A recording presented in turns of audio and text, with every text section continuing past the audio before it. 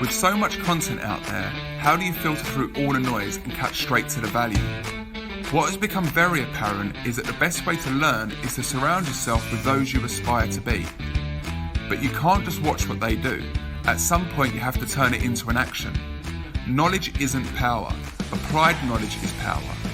On this podcast, you will go on a journey as we speak to people who are making the difference in their industries, and people who, if you listen to closely and take action, can turn you into who you want to be. My name is Myles Gage, and this is the Building a Successful Career podcast. Hi everyone, welcome to another episode of Building a Successful Sales Career, the Myles Gage podcast. As you know, this show is split into two parts. One is that I document my journey and I drive and I drill down on my failures, which then can lead me to the success. And the other part is I bring people onto the show that I interview that I can learn from. And as you're listening, you can learn as well. So on the show today, I'd like to introduce you to Myles Gage. Hi, Myles. How are you? I'm doing great, Mark. Thanks for having me on the show today. Great. So do you want to tell us a little bit about yourself before we get going?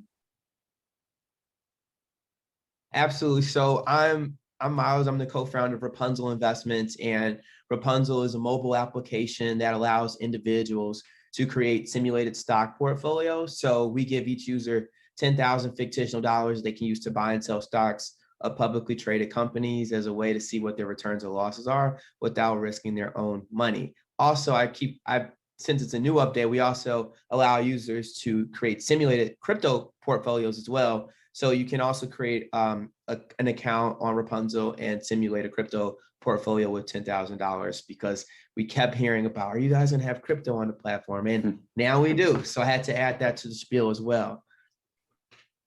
And how was that? I mean, that just couldn't have been a simple thing of switching it. It must have taken a lot to do that. Yeah, it took about like 9 months. So we kept, So we started working on it, I believe, last summer. And we actually went on a college road trip this October.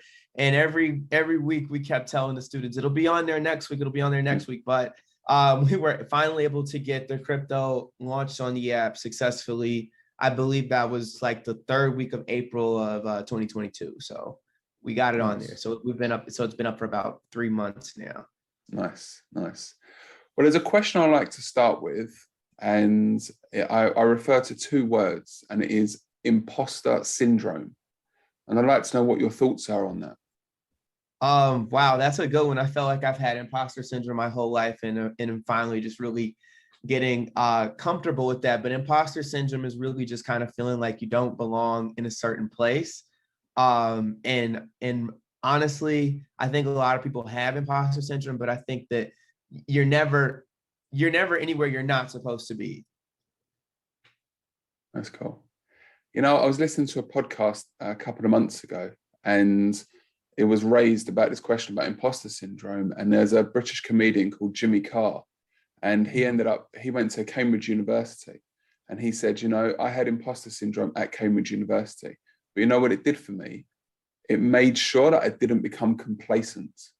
He knew that he had to keep on working and continue on, because there's somebody that's going to want to take his position, or somebody that want to take his place, or there's somebody that's going to be funnier than him. So he has to keep working, has to keep going. And when I heard that, you know, I just saw things in such a different light in regards to that, because it's got such a nasty surrounding to it with this imposter syndrome. And it is true, you know, we worry so much. We don't think we can succeed. We don't think we can do better. And it ends up making us not do what we want to do, really. And, you know, our dreams die in the graveyard, as they say. But the way he said it, I just thought, you know, you don't become complacent. You work hard. And if you can turn that around, you end up overtaking everybody else, because you kept your ego away. Yeah, exactly. So you've started this company, and you're a co-founder of this. I'd like to hear about the other co-founder, because there's always this sort of dynamic with people that start a business. I'd love to hear a little bit about that, please. Is it Brian, isn't it? Yeah, no, that's funny. So basically, Brian and I, we met our freshman year of high school, and we went to a private school in South Side Chicago, University of Chicago Lab School. But we bonded over the fact that we were teen investors. And it's funny that you really say that imposter syndrome, because I felt like I had imposter syndrome at the school. Like I was a new kid. Brian was also a new kid. They're kids that are taking classes at the University of Chicago, so I didn't feel that smart. But then I ended up making a friend, and we bonded over the fact that we were both interested in the stock market, and we came from like two different backgrounds. Like him, his parents were investment bankers on Wall Street, and then me, I just went to a public school on the South Side of Chicago. Like really didn't have that in my house. It wasn't like my parents were bankers at all. But funny enough, like ended up connecting with someone who had a shared love and made me feel a little bit more comfortable being at that school, and just made me feel like I belonged there. But I think that's kind of Brian in a nutshell. In both of us, we had internships in financial services in high school, and would ultimately like work on Wall Street in college and at different hedge funds. And yeah, he was just like, yeah, I'm not gonna go the traditional route after school. I want to work like on the app. And he had taken a gap year, so he actually had 1 year left of school as I'm graduating. So I literally had a job, but we were kind of working on the app simultaneously. But he knew that after he graduated, that's what he was doing full time. On the other hand, I did not have the ability to do that, and I had some student loans and things to pay off, and had to like get somewhat of a savings, but ultimately would like go and do Rapunzl full time after a couple years of working at the bank. So, we've all got friends, and there's plenty of people that I know that, oh, let's start a business together. Let's get going with this. But there's things that happen and it doesn't work.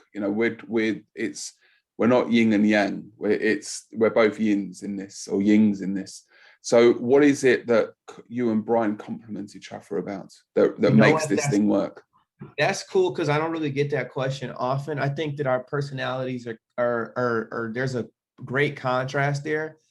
So I would like to say I'm the good cop, he's the bad cop. Okay. But basically I'm more of the kind of go with the flow, we'll see what happens and blah blah blah. Brian's more so very much truly detail oriented, like procedure based, and this is how this is going to work. And I'm like, okay, everything is not going to be perfect. So we do have to understand that sometimes we have to just adapt with it. So I think I'm kind of more of like the level-headed one that helps bring him back to reality at sometimes. Okay. And he also keeps me, make sure they're like, okay, can't be too whimsical, got to be more practical. And like I said, I'm more of like the nicer one as far as like the meetings and people, but he makes sure that people don't take advantage of us, especially with us being young in business. And like, I like to see the best in people, but sometimes they take that as an advantage or as a weakness, and things don't move as quickly. So he'll be like, hey, what's going on here?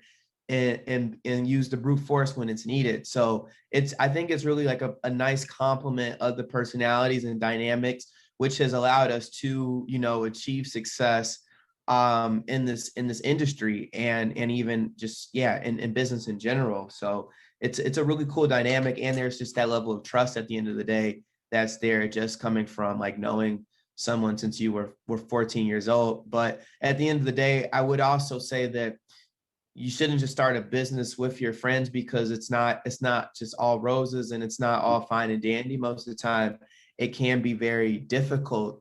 But nonetheless, the trust level and the comfort level allows us to really, have confidence in each other's ability to get things done. Yeah, it's so interesting, because I've got a couple of two of my best friends, and they started up a business maybe 8-9 years ago. And they're doing well with it, but they need partners as they start up new verticals within the business. They've got this blueprint that works, and they've put it across all different businesses now. But my friend, he looks to kind of bring on someone that can run that part. And he doesn't really look at whether they're good at business or not. He looks at whether he can trust that person. And yes, he can trust them that they're not going to steal money and they're not going to do anything like that. But he ends up getting burnt because they can't actually do the business. So they're good people, they're good, honest people, but the day in, day out of having to kind of run the company and get things done, they just struggle with so much. And then he ends up having to come in to do everything when he's actually meant to be sitting back and kind of doing other things as well. So it's so interesting when people launch these apps and these businesses. I'm fascinated by it, by the dynamics of people working together. And they say 3 is the magic number when it comes to business partners, or someone goes a solo entrepreneur, and it's really fascinating to me. But the name, talk to me about this. Rapunzl, talk to me. Let me know what that's all about. Oh, well, the honest answer is we were watching a lot of Silicon Valley at the time, which is a show on HBO, and their name of the company was Pied Piper. Yeah. And then there was another company called Robin Hood. So we were like, oh, let's just call it a fairy tale like Rapunzel. And then we actually thought about it and we're like, no, that's the perfect name, because people view the world of investing and the returns of Wall Street as something that's like trapped in this ivory tower that's often inaccessible to most people. So we like to think that our platform is like rolling down the hair to provide equal access to financial markets for anyone. And so while the name kind of started off as just kind of like a joke or just thinking about what we were watching, we thought about it, and there was a lot of symbolism. And I think the name is very powerful for like what our mission is and what we're ultimately trying to accomplish. Yeah, it's so funny. People spend probably hundreds of thousands, if not millions of dollars, like with the right marketing, with the right name, the logo and the color scheme and what colors complement. And you see something on TV and you just think, hey, I like that. Let's go with it. And more often than not, it actually seems to be one that sticks with so many people. And it's a question, isn't it? Like, what is Rapunzel? Like, what? And some people might not even remember the story or know of the story. So then there's that explaining that, and at least it attracts people and leaves them thinking, "Hey, what is this?"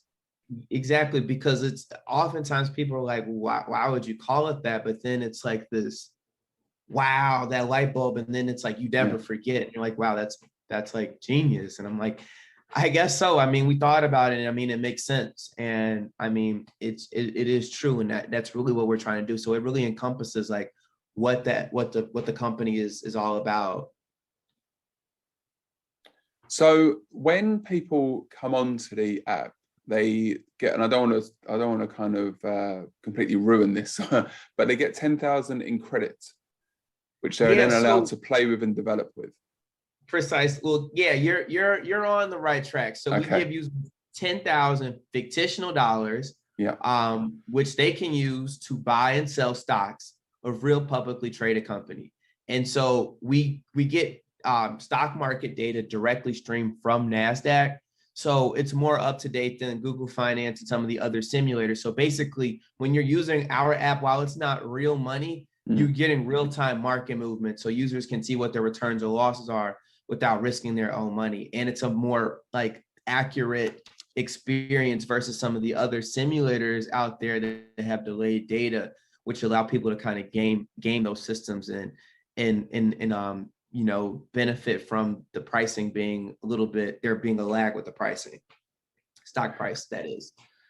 So is that really one of the main points to it as well, how up to date the actual data is, so they get it simultaneously straight away? Is that a big part to it? Yeah, that's one of the biggest points there, and I think that's one of the key differentiators between us and some of the other people in the ecosystem, is just like the live data, the speed of that, the latency of the data, for sure. Yeah, I watched a fascinating movie a few years ago and called Hummingbird. Okay. I don't know if you've seen it. It's how the nanoseconds of them getting this data, this stock data fed through, that half a second or quarter of a second, that can just get that information to the person quicker, and they can make that decision on that stock. And these people with the fiber optics, and fascinating story. It's the guy that was in The Social Network as well, who played Mark Zuckerberg, who plays this guy that comes up with this idea. Eisenberg is there. Okay, yeah, no, I just looked it up. I'm like, oh, I don't know how I missed that one. I'll definitely watch that tonight. Yeah, it's just just a little bit, everyone wants that little bit, that half second, a quarter of a second. It makes such a difference. For and sure. people And winning especially to when it big comes to millions. That's learning crazy. too. Yeah, Right, right. unbelievable. So, so when I read this and I looked at this, and it says about you get to play with the 10,000, and it means that you can kind of learn without spending your own money. One thing that really stuck with me when my friend we were talking about marketing, and he was saying, look, with Facebook, with TikTok, with Instagram and everything, you don't know what works until you pull your credit card out and you play the game, and you pay for the game as well, because everything kind of changes. Your heartbeat changes, the way you move around, because you've got skin in the game.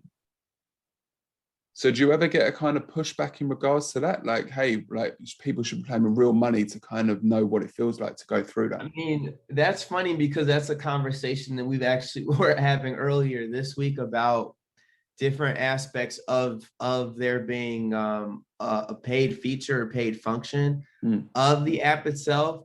I think for us, we initially approached it really just from that educational standpoint.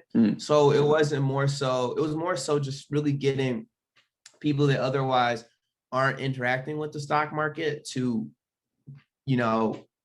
see it, or like to get involved.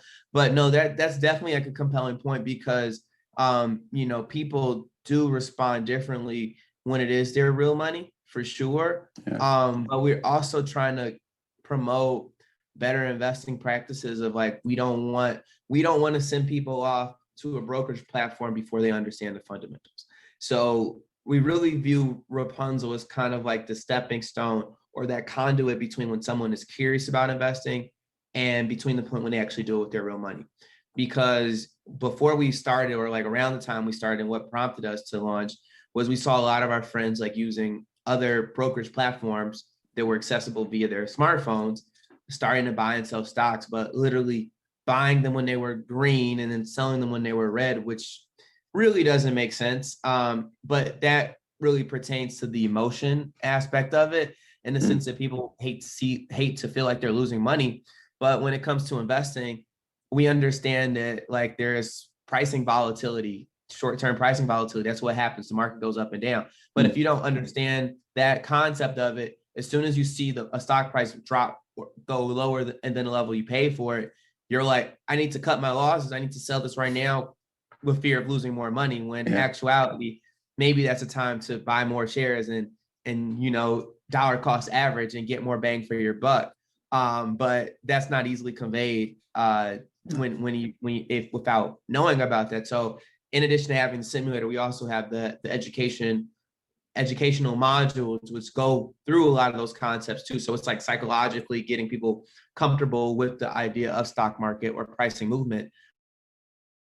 That is something that we are talking about as well, about how do you make it more not necessarily real, but like you said, like when you pull the credit card out, then it becomes like a game. But yeah, no, those are the challenges with running a business and fine tuning and tweaking things, because nothing is ever great in its current state. You always have to be evolving and innovating to stay relevant.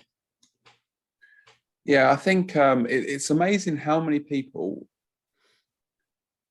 It's a full-time job, I think, to be an investor. And there's so many people that kind of will lean on somebody else, like a financial advisor, to guide them. But they don't, so they're taking this advice, but they don't know what the guy's saying. They've got no idea. They've just seen these numbers and this sort of this model that's going to happen over the next 5 years. And they've got no idea what's going on. Yes, the person should be regulated, and yes, he should have passed an exam, and he should have a Hippocratic oath, I guess.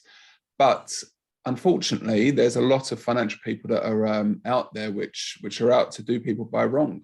And people seem to fall for this trap every single time. So for you guys to be putting the education side, leading in that first of all, and really trying to get people aware of what's going on in the market, and where's the movers, where's the shakers.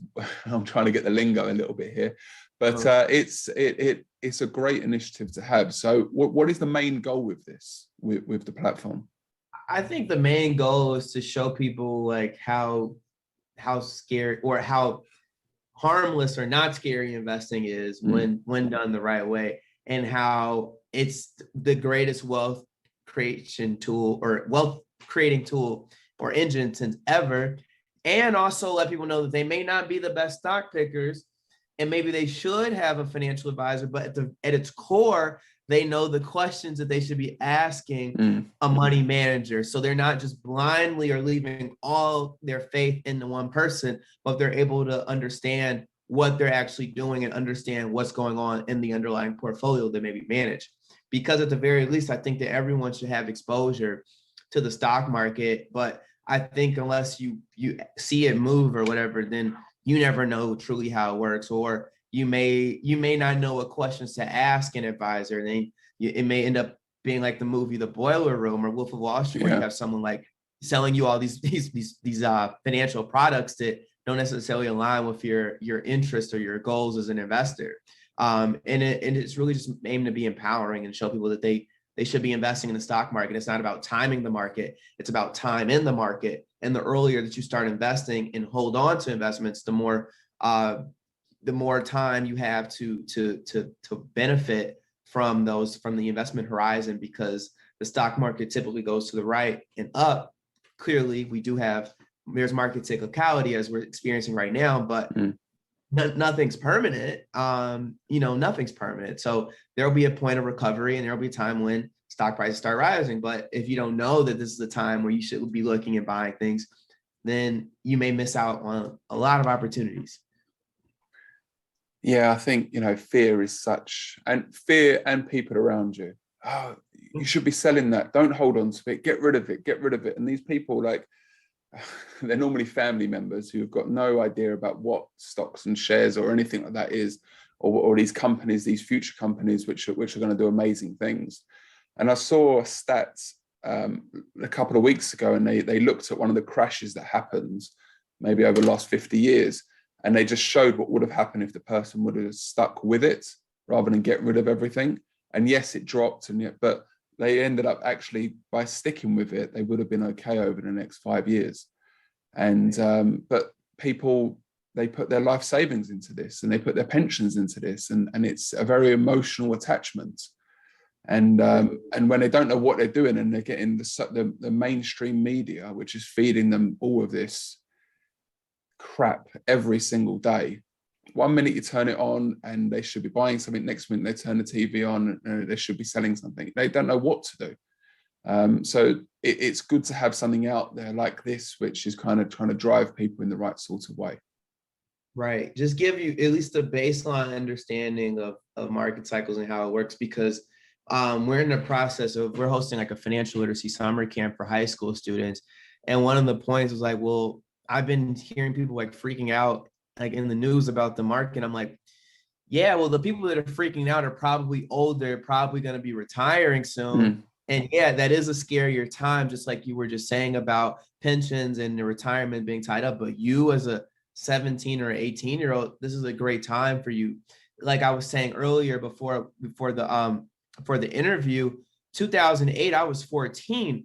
I was buying things like crazy. And I wasn't spending that much money, like $100, $200 a month here and there, but that added up. And by the time like 2019 rolled around, my portfolio was worth tens of thousands of dollars. And I didn't start with that, but it was just consistently staying in there. But, if you don't have, like I said, if you don't have the time, it's not about timing the market, it's about time in. You have the ability to withstand those market cycles. So someone that's 50, they don't have that time, unfortunately, because they may be trying to retire in 3 years. So like a 20% drop in the portfolio value is significantly going to impact, their nest egg that they're hoping to live off of after they stop working or retirement. So that can be, that is a challenging aspect. But if you understand how things go, and then you're able to balance your assets properly and exposure to certain asset classes, then you should be fine. But if you don't know that, then it's all kind of scary for sure. Yeah, whenever anyone speaks about education in regards to finance, the first thing I think of is Robert Kiyosaki, Rich Dad, Poor Dad. And I just think there's so many people you're taught to spend money and get into debt, but you're never taught to like look after money and make money work for you, because why would anyone want you to be in that position? They want you to be tied down to different debts. So you're trapped. You're in the rat race, really.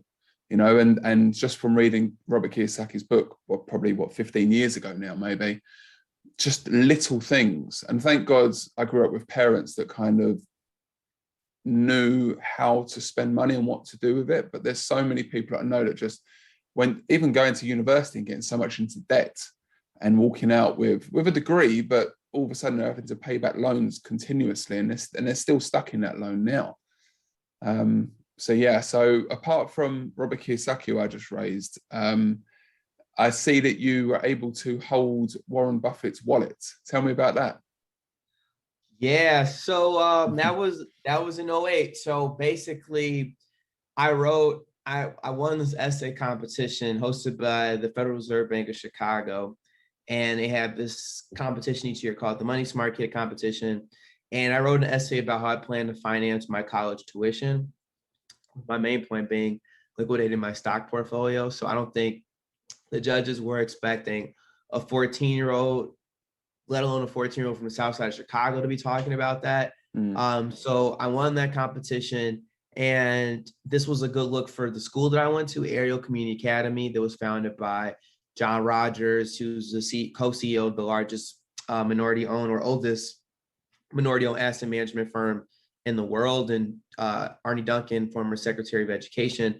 But they were just like, basically their idea was like, if you can expose these kids these concepts at an early age, they'll grasp them. So like my brother and I, we excelled in that curriculum. So this is reinforcement of their ideas and their mission. So as a result of that, we always had or have had a great relationship with the firm. So back in '08, when Barack Obama was running for president in his first term, Ariel was hosting a dinner with Warren Buffett, in which people paid a lot of money to have dinner with Warren Buffett to fundraise for his campaign. So they invited my brother and I to meet Warren, and his wife was like, "Let Myles hold your wallet," and I'm just like, "Yeah, for sure." So at that point, I feel like all of his investment prowess was just transferred over to me.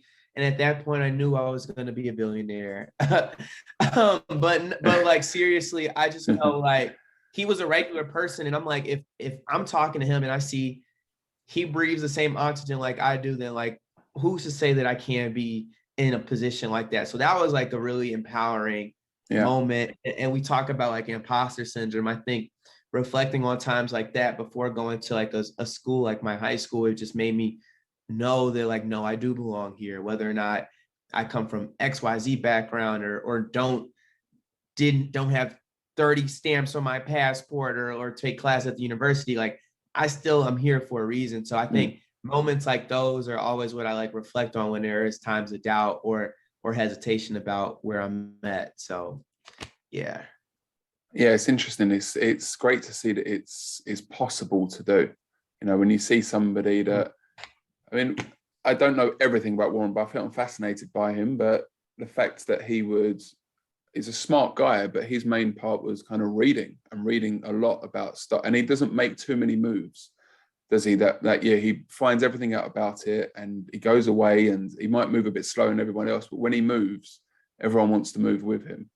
And to be doing what he's doing still now, in his 80s, and just be so sharp as well. He's just so on the ball. It's amazing to see. I wish I'm like that in my 60s, let alone my 80s. Yeah. No, I mean, that's a good point. And I mean, that's a lot of his values are what we're huge advocates for especially early investors. I'm like, you're not a trader. Buy companies that you believe in, because his whole philosophy is buying companies he wants to own for a long time and companies that he supports. So to that point, when you're investing, think about companies that you spend a lot of money with. Think about companies that you actually wouldn't mind being a business owner of it. And if that's the philosophy and the story doesn't change on why you invest in the company, then there really isn't a reason to sell. And if you look at like his track record, his returns on investment, that philosophy works for him. But I think that's like a baseline when thinking about initially investing is like, buy and hold, like for real. I think that's such a great strategy. Yeah. So when you were coming up with the idea for Rapunzl, you mentioned that you were still at school, and but you also had a job at the time as well, and you weren't able to take on the role within Rapunzl full time. Is that right? Well, the thing is, the idea came about the summer after I graduated from university. Okay.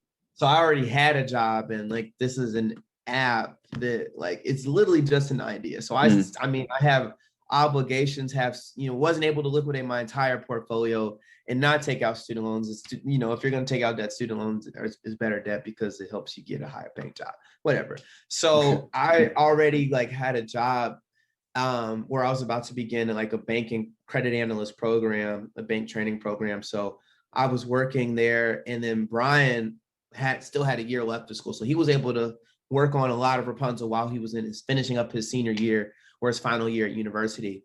So while that was happening, I was making money and also doing things like after work as well. And then he graduated, and then he was able to like do a lot of the stuff that I wasn't while there. And then we hired some of our friends that needed work, and they were able to like kind of fill in some of my shoes or be able to help Brian when needed. But yeah, we were able to make it work out. But yeah, like I said, I had a job because I needed to pay bills and had to support myself. So while I was working, the idea was that I was going to ultimately leave and go do this full time. So I was like saving substantially to be able to like have some level of a cushion when quitting, because I could imagine I wasn't going to get a salary or get paid. But I needed to be able to pay like my basic bills and support myself. Yeah, no, the reason why I raised that is because if you were in a position and you were able to have that money and have access to that money, would you have done things differently? Would you have just gone, hey, I'm going to run with this whole thing like I believe in it's going to happen? Or do you actually recommend to people that maybe stick with a job you've got? Because, the narrative is, if you come up with an idea, you've got to leave your job. It's got to be your full-time thing. You've got to love it. You've got to go with it. But I just would like to get your opinion on it. Like, would you say, in regards to that? That's totally a catch-22, because they're like, I can defend both ends of the coin or both ends of it. I think there becomes a point where you do need to be full-time, and it's just hard to do two things well, because if I'm doing good at Rapunzl, I'm sacrificing my productivity at the bank and vice versa. So no one's ever going to be happy all the time with what you're doing. It's just hard because you're only human and you can only do so much, right? But at the same time, I do feel like just having a job and working and seeing a corporate structure, I learned how a business should operate, right? I learned the benefits of like a formal training program and like how to interact, and was able to meet and like network and like cultivate a lot of relationships along the way. So I think working for someone and having experience is definitely beneficial. I don't think that because again, you don't know what you don't know. So there are things that you may be able to pick up while working for someone else. But as soon as you're not able to gain any knowledge that's transferable to the other side, or if you're like able to withstand the financial burden of like not having the income, or maybe the other business is providing income, then for sure go do it. But the thing is, you'll never know how uncomfortable you can be until you make the leap, until you're 10 toes down in any endeavor. And so I did do that, but I had to set myself up. I had to give myself somewhat of a safety net, somewhat of a cushion. So I gave myself like a 12-month runway to go and do it. And it got very uncomfortable, but luckily by that 12th month, we were able to raise money and able to start collecting salary and do other things that we needed for the business. But that wouldn't have been able to happen if I wasn't 100% 10 toes down and involved with the endeavor, because things would not have moved as quickly. That's just the fact of the matter. Yeah, I mean, if I could have an opinion on it, I'd say that you did it the right way. No matter whether you had a choice in that or not, I still feel, because I left the job 4 years ago, maybe. And I came across this idea of building this sales training program. But I'm working on it, And to be fair, there's only so much writing and typing and content and putting things together that you can do within that day. And I definitely felt, and I also made a lot of mistakes along the way whilst doing it. And it took me a good amount of time to realize what actually it was that I wanted to build a course about. But I also felt that I probably could have maintained that job at least for another year, And like you said, you don't want to do two things badly. But I think another year of what I was doing, because I wasn't that challenged within my job at the time. And I actually wanted more from my life. And then when you leave that, you realize, actually, I had it quite nice there. I was actually quite happy there at that time. Right. So for me, it was like the level of intensity at my job was also starting to increase too. Okay. And I'm like, no, I'm gonna disappoint them, and I'd rather not. I'd rather just go do this, especially if both of the ante is being upped at both ends. But again, like you said, if you're able to do it and get the income, like, try to do it as long as possible. But there will be a breaking point where you're like, I gotta pick one. But yeah, I think that's the biggest thing. Yeah, it's all of this stuff that people need, decisions people make, decisions people need to do. I mean, how do you see the market going forward at the moment? Like you mentioned, there's definitely a big dip at the moment, but what sort of advice would you give to the novice out there at the moment that you're giving to kind of the people you're working with at the moment? This is a once in a lifetime opportunity for you all to get in and get things at a true discount. And I think this is a teachable moment for sure. This is a teachable moment because this economy, this current market climate is not permanent, but I think it is something that we are just getting into. It's just the beginning of it. We're probably gonna, be in this environment for a couple years, maybe 3 or 4. But that's okay. It happens. And I think this is a great time to really start investing because there are a lot of discounted stock prices.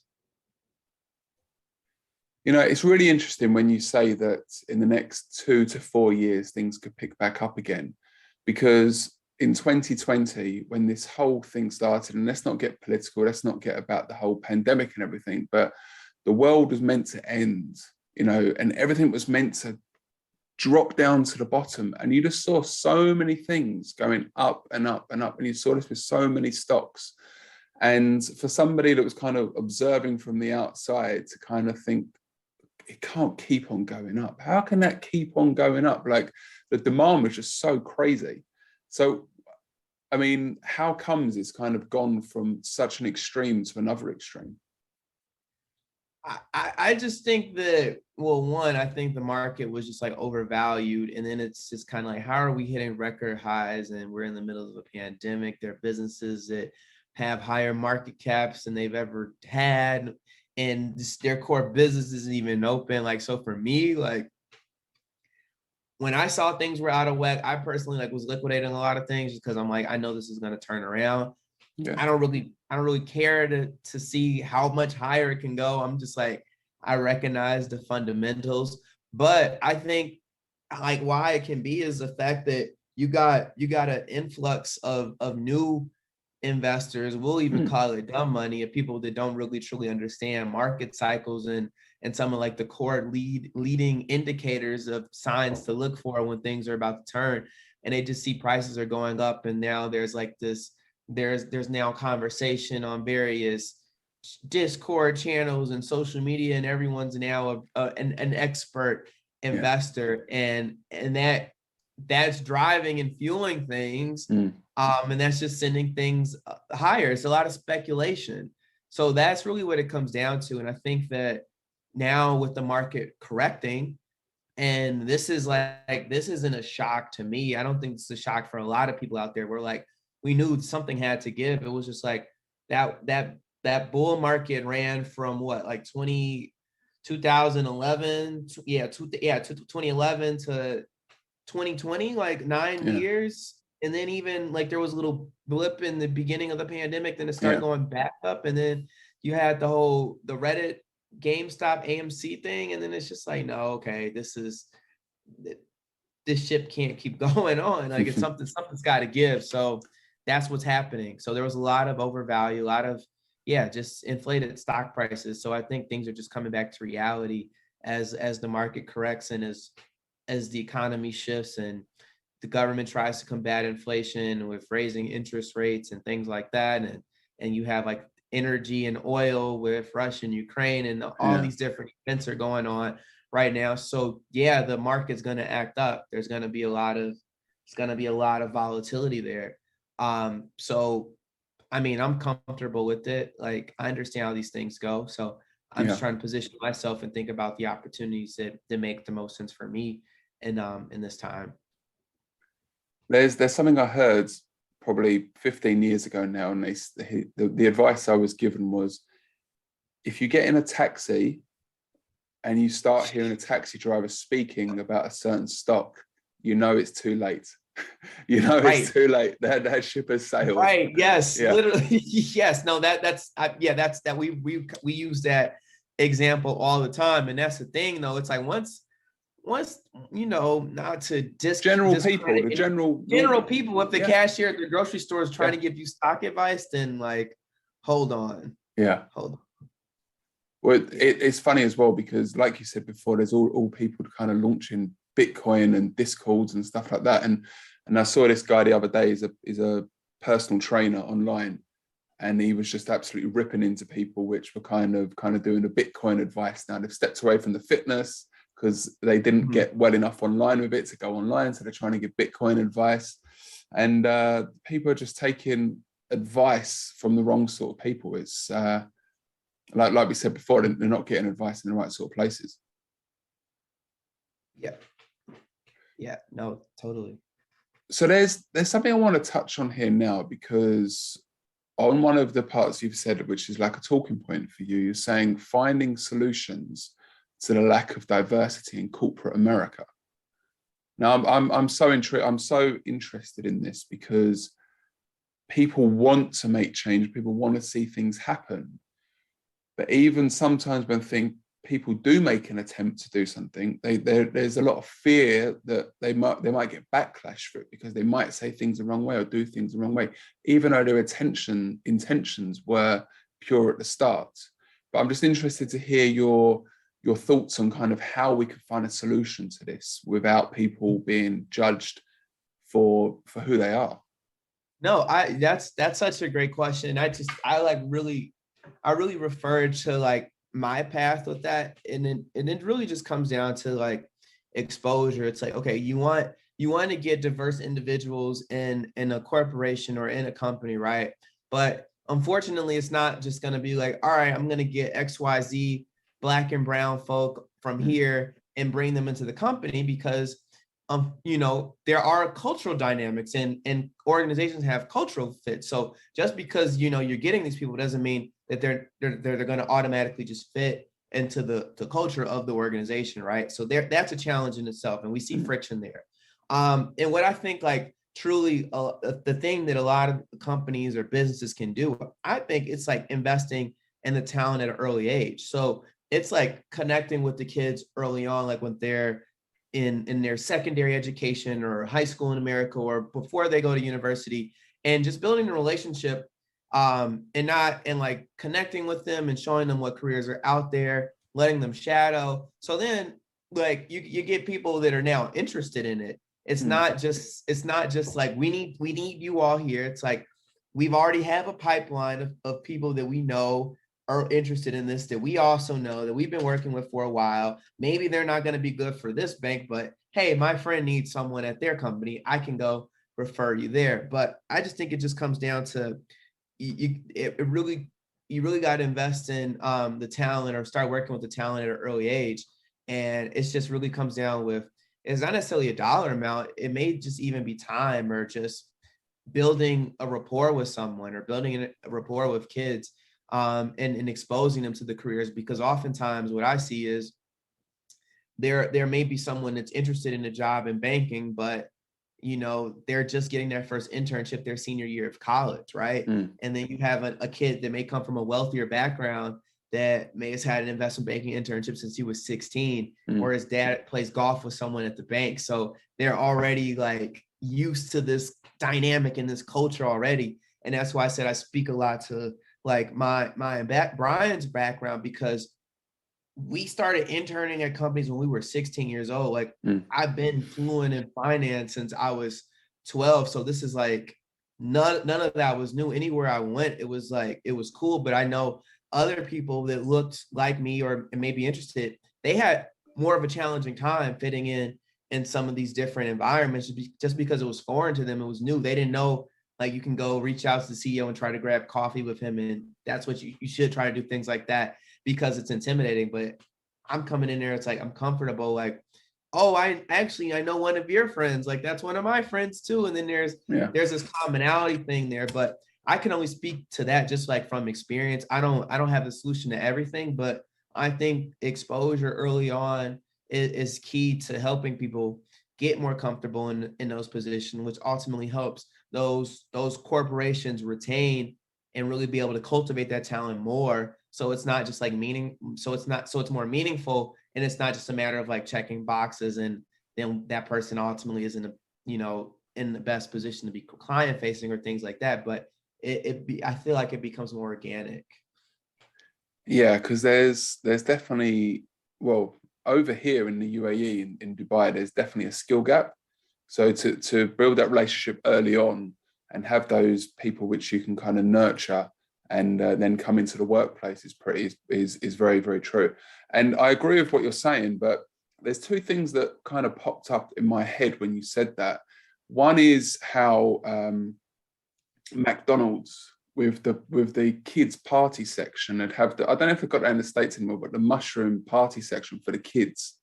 You know, they get you early. They get you early, and then when you're a kid, you're having the Happy Meals, and when you grow up, you want the main, like the Big Macs and stuff. So they get you early there.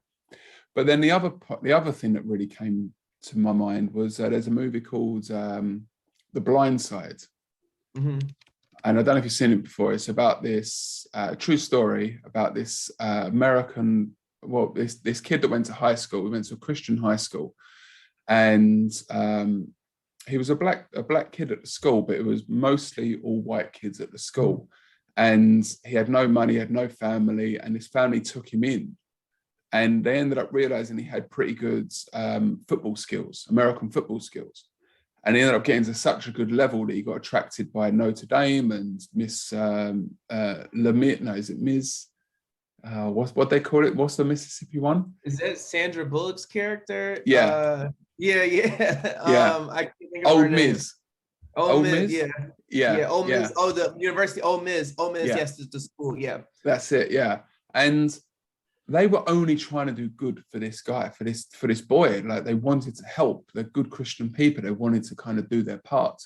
And they ended up being investigated because they were seen as somebody that was trying to not only go to their university where they used to go to, because they were kind of scouting for the university, right. But also they were seeing like, hey, they could maybe profit off this kid in the future.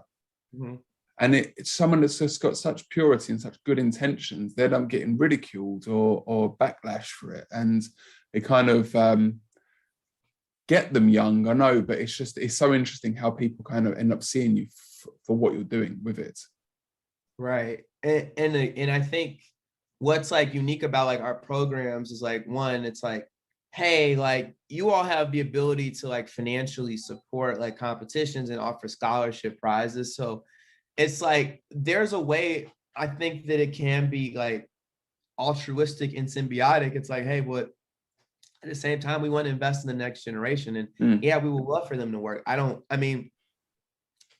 It's an interesting example, but I don't know. Like, I mean, I could see like, the perception of like, oh, we're just doing this for the headlines and whatnot. But I think like if the organization really cares, like we're working with like one company specifically here, KPMG, like they've adopted a high school and they're like supporting our programs, and they take the kids into their headquarters, the office, and the students are able to maintain a relationship with some of the employees and have like got mentors. But I'm like, that that's like authentic. Like you can't really, I don't, just because there's no one else is, or people aren't really doing that, it's hard to really question like the motive there, just because it just doesn't happen, especially like in Chicago too. I'm like, there's just such a huge disconnect there in polarization. So the fact that we are able to kind of bridge some of those gaps, I mean, I think anything is better than what's been done. So but yeah, that's an interesting example for sure. But it's interesting because in Saudi Arabia, which is a country which we work in and do business in, they have a drive in regards to Saudi-ization, which is kind of getting the local people into private businesses, because majority of them work in government businesses or government units. So they want people working in private. So a company, if they want to start a business in Saudi, they have to hire a certain amount of Saudi Arabians.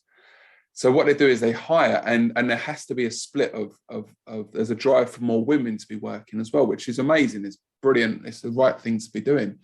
But what they've done is, some of them, they've started the company and they've created a separate room and they've just put the women in there, and it means they can hire more men, and they've just let them kind of get on with their day job, or just get on nattering, just talking and getting on like gossiping and stuff. So what is like, they've ticked the quota, but what are those women really developing in? And it's that I think that's what we're kind of talking about here, isn't it? Like, there are attempts to make things happen, but like you're saying, with the mentoring and spending time with people and not just shoving them in the corner saying, read this book, spending time and developing people, that's when you're going to see real change going on. Right. You got to put your money where your mouth is. Like, in addition to writing checks or hiring, it's like you really got to build relationships and with the people, and like really help them like to succeed in that, because otherwise, like you said, you're checking the box, you're getting the quota, but that's not true change. It's like, you're not going to see no knock, but you're probably not going to see a woman rise to the top of the organization if she's never given the opportunity to do so. She may still be in that room talking to her colleagues. And I think that, but wouldn't it be cool though if that investment was there, and then it's like, oh, see, this is why we did that, because she ends up being the best person, the best brain here that's driving this business forward, and we traditionally wouldn't have even known that. So I mean, it's a case by case basis for sure, but I think like if someone or an organization really cares, then they're actually going to make a difference. No, that's really cool. Myles, I want to thank you for your time today.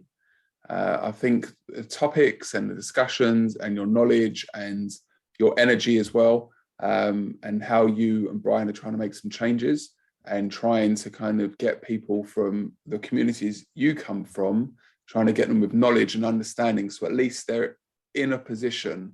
And I always say this, people should at least be aware and be in the know of what's going on so they can make an informed decision. And whenever I speak with a client, I always say, look, I'm not trying to pitch to you in a roundabout way. I'm not trying to do a sales pitch to you. All I want to do is make sure that when you do come to make a decision, at least you're informed about what is out there in the market. And if you can give me some time to speak to you about this, that's all I hope for. Whether you go with us or not, I just want to make sure you're aware of what's happening. And I think that's what you guys are trying to do. I love the company name, and I love that you just made me think so much of that show Silicon Valley as well, with the Robin Hood, and that was such a good show, and I caught it quite late as well, so I was able to watch like all of it. I was able to do it, boom, boom, boom. That was just the best. And they're only short episodes as well, so bam, bam, bam, got through it. So again, I want to thank you so much for your time. And where can people reach out to you? Where can people follow this movement that you're trying to make, really? Well, first off, if you want to find us in the iOS App Store, Google Play Store, we are Rapunzl Investments. So it's like the fairy tale, except there's no E. So it's Rapunzl Investments. And that's the same for our social media handles as well, on Twitter and Instagram. Great. I'm going to put all this information in the description part as well. If there's anything you want to send over as well in regards to recommendations on books that people should read, what they should get out there and get into. Like, if you want to talk about it now, or if you want to kind of message me afterwards with some recommendations, I'll put that in the descriptions as well. Okay, I'll more than likely message you later because I can't think of anything right now. Fair enough. If anything does, I will definitely reach out, Mark. There you go. I'll put you on the spot again. Good. That's Love cool. It. Yeah. Okay, right, well, Myles, again, thank you so much for your time. And absolutely. You're now set for the day in Chicago. Have a great day. Now your evening is done and you can go to bed, or the night begins. Who knows? Yeah. No, I go to bed by about 10ish and I'm up about 5. Yeah, I prefer to do that. Yeah, same. It makes the day a lot more productive. Exactly. All right, okay, you have Myles, a good take one. care. Have a great day. Bye. Cheers. Bye now. Thanks for listening and watching, guys. I hope there were some real gems that you get inspired by and take action with. Within the description, I try to mention everything that's been spoken about, but on a daily basis, I put out content to inspire and help others. To see more, please like, subscribe, and follow me on Instagram, LinkedIn, YouTube, Spotify, and Apple Podcast. Search by the name Mark Sclair. Thank you very much again, and I hope you enjoy the journey.